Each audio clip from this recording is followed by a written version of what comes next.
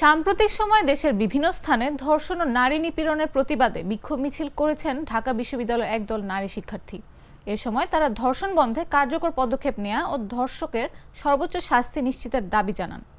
সোমবার সন্ধ্যা 6:30টায় ঢাকা বিশ্ববিদ্যালয়ের রাজু ভাস্কর্যের পাদদেশে কর্মসূচি পালিত হয়। এ সময় শিক্ষার্থীরা বলেন, যে সরকার জুলাই বিপ্লবে নারীদের বিপ্লবী ঘোষণা দিয়েছে, সেই সরকার কি বুঝতে পারছে না আমরা নারীরা বাইরে নিরাপদ নই?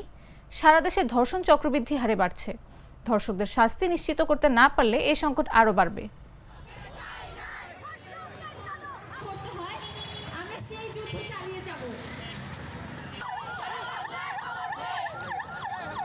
এই যে 72 ঘন্টায় কতগুলো ধর্ষণের ঘটনা ঘটেছে। এই যে ধর্ষণের ঘটনা দেখি, বারবার মনে হয় আসলে রাষ্ট্র কাদের জন্য কাজ করে। আমাদের জন্য তো কাজ করে না ফর শিওর। কারণ যদি আমাদের জন্য কাজ করতে আমাদের এখানে দাঁড়িয়ে এভাবে চিৎকার করে বলতে হতো না আমাদের নিরাপত্তা বিঘ্নিত হচ্ছে, আমরা রাস্তায় বের হতে পারছি না। আপনারা দেখবেন 4 বছরের শিশু সে শহীদ মিনারে ফুল ফোড়াতে গিয়ে ধর্ষণের শিকার হয়, অথচ ধর্ষকদের গ্রেফতার করার পরে খুব ইজিলি তাদেরকে জামিন দেওয়া হয়।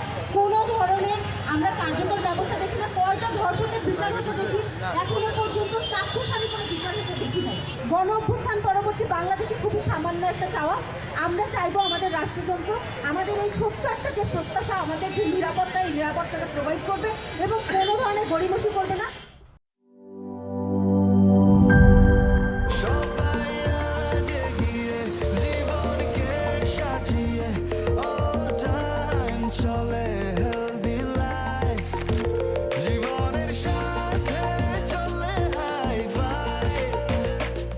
চলার পথে স্বাস্থ্যকর all time honeycomb, all time healthy life.